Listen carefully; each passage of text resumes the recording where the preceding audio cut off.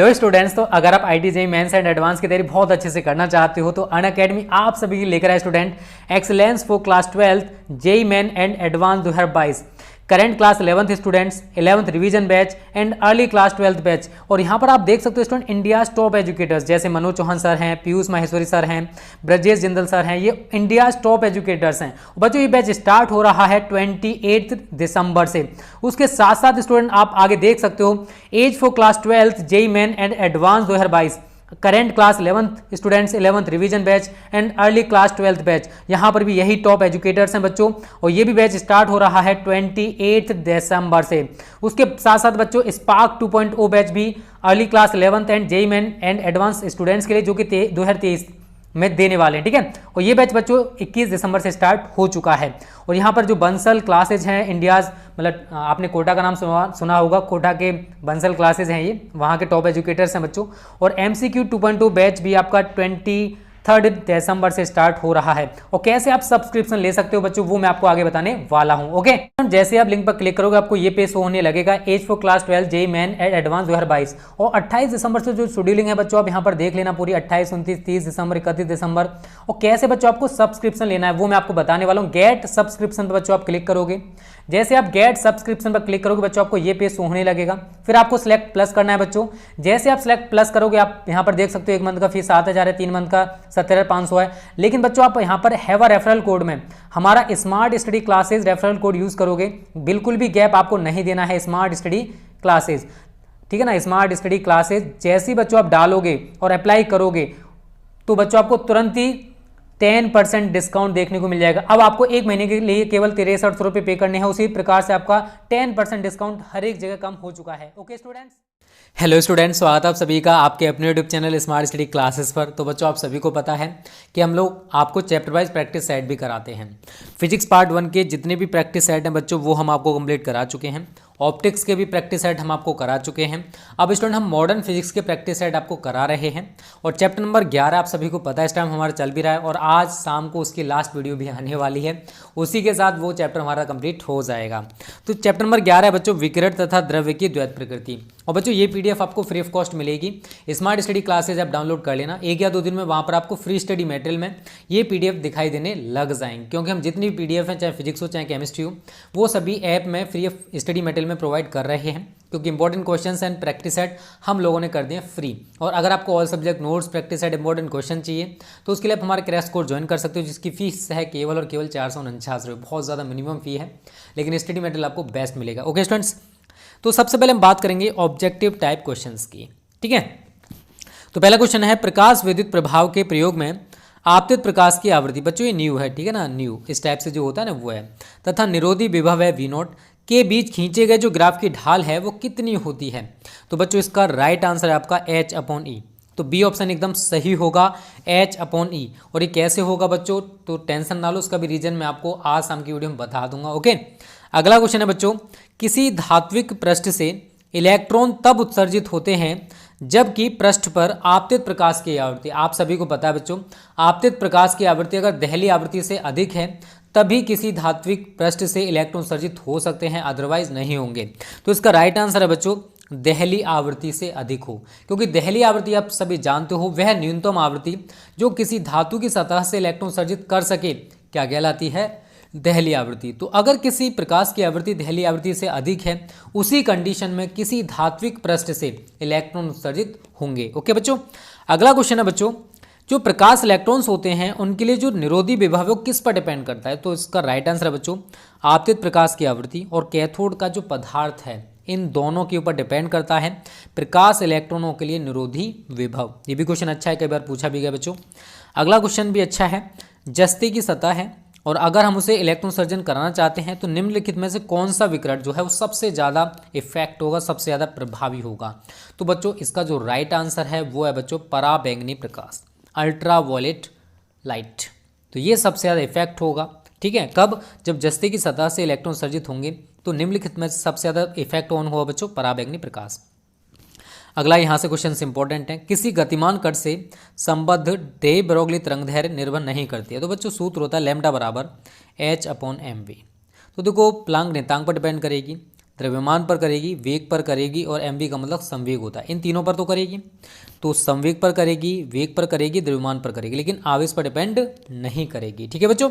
अगला क्वेश्चन है बच्चों, अच्छा है, पूछा जा सकता है। फोटोन के गतिज द्रव्यमान का सूत्र है, तो बच्चों इसका राइट आंसर है hv/c²। तो ये कैसे है, आसाम की वीडियो देख लेना, उसमें सारे क्वेश्चंस आपके कंप्लीट हो जाएंगे, टेंशन ना लो। ठीक है। अगला क्वेश्चन है बच्चों, फोटोन का जो ब्राह्म द्रव्यमान है वो बच्चों शून्य होता है। कितना होता है बच्चों? 0 होता है। तो ये क्वेश्चन आप अच्छे से तैयार कर लेना, क्योंकि अगर इस चैप्टर से कोई क्वेश्चन बनेगा तो आपको इन्हीं में से देखने को मिलेगा, टेंशन ना लो। द्रव्य तरंग की जो तरंगदैर्घ्य निर्भर नहीं करती, तो कुछ देर पहले मैंने आपको बताया बच्चों, आवेश पर। अगला है, निम्न कण एक ही वेग से गतिमान है, अधिकतम दे ब्रोगली तरंगदैर्घ्य वाला कण है। तो बच्चों समझना, लैम्डा बराबर होता है h/mv। तो जिस कण का द्रव्यमान सबसे कम होगा उस कण के लिए दे ब्रोगली तरंगदैर्घ्य सबसे ज़्यादा होगी। और इलेक्ट्रॉन या बीटा कण का जो द्रव्यमान है बच्चों, इन सभी में सबसे ज़्यादा होता है, क्योंकि इन सभी की जो पावर्स होती है द्रव्यमान में 10⁻⁻27 होती है। लेकिन बीटा कण का जो द्रव्यमान है बच्चों सबसे कम होता है, वो होता है 9.1 × 10⁻31 kg, जो कि सबसे ज़्यादा कम है इन सभी में। तो सबसे अधिक दे ब्रोगली तरंगदैर्घ्य वाला कण कौन सा होगा बच्चों? बीटा कण या इलेक्ट्रॉन। अगला है बच्चों, किसी कण का अगर हम संवेग दोगुना कर दें तो दे ब्रोगली तरंगदैर्घ्य क्या होगी? तो बच्चों लैम्डा बराबर होता है वैसे h/p। तो अगर हमने p का मान दोगुना कर दिया तो लैम्डा का मान बच्चों आधा हो जाएगा। कितना हो जाएगा? आधा। क्योंकि अगर ये चीज़ बढ़ेगी तो ये घटेगी, अगर इसको हम दोगुना करें तो आधी हो जाएगी, और 4 गुना करेंगे तो कितनी हो जाएगी बच्चों? आप इसका आंसर कमेंट में बताना, ठीक है। अगर हमने इसको 4 गुना कर दिया तो लैम्डा का मान कितना हो जाएगा? कमेंट बता देना, कमेंट करके जरूर बताना। बहुत सिंपल सा है, वैसे आप आसानी से कर सकते हो। अब बच्चों यहाँ से कुछ हम very short type question discuss करेंगे जो इस चैप्टर से बनते हैं। ऐसे 2 प्रक्रमों के नाम लिखिए जिनमें किसी पृष्ठ से मुक्त इलेक्ट्रॉन उत्सर्जित होते हैं। अगला है बच्चों, किसी धातु के कार्यफलन तथा दहली आवृत्ति में क्या संबंध होता है? तो आप सभी जानते हो W बराबर होता है बच्चों h/0। आप सभी को बच्चों मैं करा चुका हूं, तो इसमें तो आपको दिक्कत नहीं होने वाली, बहुत ही इजी क्वेश्चंस हैं और आप आसानी से कर सकते हो। और ऐसा कोई क्वेश्चन नहीं है कि आपको लगे कि यार इतना ज़्यादा टफ है। और बात करें यार कि 2 प्रक्रम, तो देखो इसका राइट आंसर है बच्चों, एक तापायनिक उत्सर्जन होता है जिसमें टेम्परेचर की वजह से इलेक्ट्रॉन उत्सर्जित होते हैं, और प्रकाश की वजह से होते हैं तो वो प्रकाश विद्युत प्रभाव होता है। ठीक है, तो 2 प्रक्रमों के नाम हो गए। अगला है, किसी धातु के कार्यफलन तथा दहली तरंगदैर्घ्य में क्या संबंध है? तो बच्चों आप सभी को पता होगा W बराबर होता है hc/λ0। तो ये भी मैं आपको करा चुका हूँ, ठीक है। अगला बच्चों, यदि किसी धातु पर केवल एक ही आवृत्ति का प्रकाश डाला जाए तो उत्सर्जित प्रकाश इलेक्ट्रॉनों की ऊर्जा भिन्न भिन्न क्यों होती हैं? तो बच्चों इसका राइट आंसर है, जो प्रकाश इलेक्ट्रॉन्स होते हैं ना, वो धातु के पृष्ठ के साथ धातु के भीतर से भी उत्सर्जित होते हैं। तो अब देखो, इलेक्ट्रॉन ऐसा तो है नहीं केवल सरफेस में हो, तो इलेक्ट्रॉन जो बच्चों धातु के अंदर से भी उत्सर्जित होते हैं। इसी वजह से अगर किसी धातु पर हम एक ही आवृत्ति का प्रकाश डाल रहे हैं, उस कंडीशन में भी जो प्रकाश इलेक्ट्रॉन उत्सर्जित होंगे उनकी ऊर्जाएं बच्चों भिन्न भिन्न होंगी, क्योंकि कुछ इलेक्ट्रॉन्स धातु के अंदर से होंगे तो उनकी एनर्जी कम होगी, जो सरफेस से उत्सर्जित हो रहे हैं उनकी एनर्जी थोड़ी सी ज़्यादा होगी। ठीक है, फोटोन किसे कहते हैं? बहुत अच्छा क्वेश्चन है। तो कोई पदार्थ है, उसके द्वारा जो उत्सर्जन या अवशोषक हो रहा है, अगर वो कंटिन्यूस ना होकर ऊर्जा के छोटे छोटे पैकेट्स या बंडल्स के रूप में हो रहा है, तो बच्चों उनको फोटॉन्स कहते हैं। और प्लांक का क्वांटम सिद्धांत मैं आपको बता चुका हूं बच्चों, तो आपको दिक्कत नहीं होगी। फोटोन की ऊर्जा तथा संवेग में संबंध लिखना है। तो बच्चों इसका राइट आंसर है, आप सभी को शायद पता होगा, P बराबर E/c। और कैसे है, आसाम की वीडियो देख लेना, आपको सब कुछ क्लियर हो जाएगा। दे ब्रोगली के द्रव्य तरंगों की अवधारणा हमें स्पष्ट करनी है। तो बच्चों देखो, दे ब्रोगली के अनुसार प्रकाश में कण और तरंग दोनों की प्रकृति होती है। प्रकाश कण की तरह भी बिहेव करता है और तरंग की तरह भी बिहेव करता है, जिसको हम कहते हैं द्वैत प्रकृति या dual nature of light. Clear है सभी को? अगला बच्चों, m द्रव्यमान का एक कण है, वो v वेग से गतिमान है। कितने वेग से? v वेग से गतिमान है। तो कण से संबंधित दे ब्रोगली तरंगदैर्घ्य, तो लैम्डा बराबर होता है बच्चों h/p, और जिसको हम h/mv भी लिख सकते हैं, क्योंकि p बराबर बच्चों क्या होता है? mv। क्लियर है? और जिन बच्चों ने वीडियो को लाइक नहीं किया हो, जल्दी से लाइक कर दिया करो, हमारी मेहनत को तो कम से कम सपोर्ट किया करो। आप लाइक करने में भी कंजूसी करते हो, बट यार हम आप सभी के लिए वीडियोस बनाने में कभी कंजूसी नहीं करते। चाहे संडे हो, मंडे हो, एवरीडे आपको वीडियोस प्रोवाइड की जाती हैं। अगला क्वेश्चन है बच्चों, द्रव्य तरंगों का प्रायोगिक सत्यापन करने वाले प्रयोग का नाम लिखिए। तो बच्चों इसका राइट आंसर है डेविसन तथा जर्मर का प्रयोग, बहुत ज़्यादा इंपॉर्टेंट है। और देखो यहाँ से कुछ लघु उत्तरीय प्रश्न है बच्चों जो कि आपको तैयार करने हैं, जैसे प्रकाश विद्युत उत्सर्जन अथवा प्रकाश विद्युत प्रभाव क्या है? तापायनिक उत्सर्जन तथा प्रकाश विद्युत उत्सर्जन में क्या अंतर है? आइंस्टीन के प्रकाश विद्युत समीकरण की सहायता से निरोधी विभव तथा आपतित प्रकाश की आवृत्ति में हमें ग्राफ बनाना है और ग्राफ में दहली आवृत्ति प्रदर्शित कीजिए और ढाल की जो ग्राफ की ढाल है उसका सूत्र भी लिखना है। यहाँ से बच्चों आप और भी क्वेश्चंस देख सकते हो, सारे क्वेश्चंस हैं जो कि इस चैप्टर से बच्चों बन सकते हैं। अगर मैं लॉन्ग क्वेश्चन देखो प्रैक्टिस सेट में आपको लॉन्ग क्वेश्चन हम लोग प्रोवाइड नहीं करते हैं। यहाँ पर जो लॉन्ग क्वेश्चन में बनेगा बच्चों या तो बनेंगे प्रकाश विद्युत उत्सर्जन के नियम, या फिर बनेगा आइंस्टीन का प्रकाश विद्युत समीकरण, या फिर द्रव्य तरंगों का एक बड़ा क्वेश्चन बन जाता है, वो बन सकते हैं। तो उन लॉन्ग क्वेश्चंस को भी बच्चों आप तैयार कर लेना। ये शॉर्ट क्वेश्चंस हैं।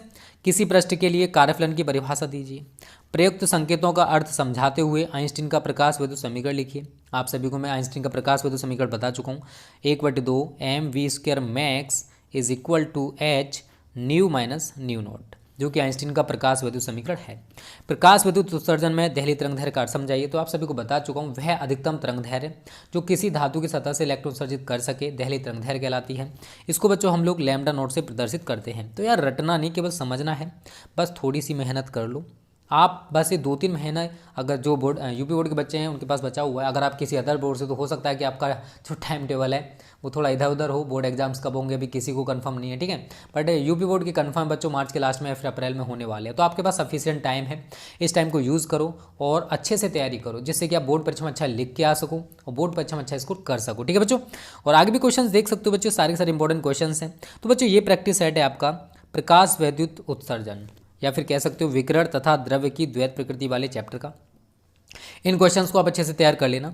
तो इसकी डिस्क्रिप्शन आपको वीडियो के जो डिस्क्रिप्शन है इसी में लिंक मिल जाएगी इसकी पीडीएफ की, ठीक है। और एक बात और बच्चों, वीडियो को लाइक और शेयर करने में कंजूसी मत किया करो यार। आप सभी के लिए इतना मेहनत करते हैं यार, इतना ज़्यादा मेहनत किया जाता है कि पूछो मत। आपको नहीं पता यार, बट हमें पता बच्चों आपके लिए हम कितना मेहनत करते हैं, ठीक है। और एक बात ये थी कि कुछ बच्चे जो हमारे टारगेट 90+ बैच में ऐड हैं वो कह रहे थे सर नोट्स प्रोवाइड कर दो, तो यार टेंशन ना लो। और वैसे भी आप सभी देखते हो यार, सारी चीज़ें आपको बोर्ड पर हम लोग लिख कर सारी चीज़ें पढ़ाते हैं।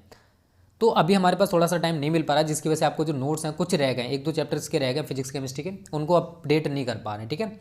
तो यार जो बोर्ड पे लिखा जा रहा है उसको भी तो कॉपी करके लिख सकते हो ना। अभी टाइम नहीं है इसलिए हम प्रोवाइड नहीं कर पा रहे हैं, और जैसे ही प्रोवाइड होंगे आपको अपडेट कर दिए जाएंगे ऐप में।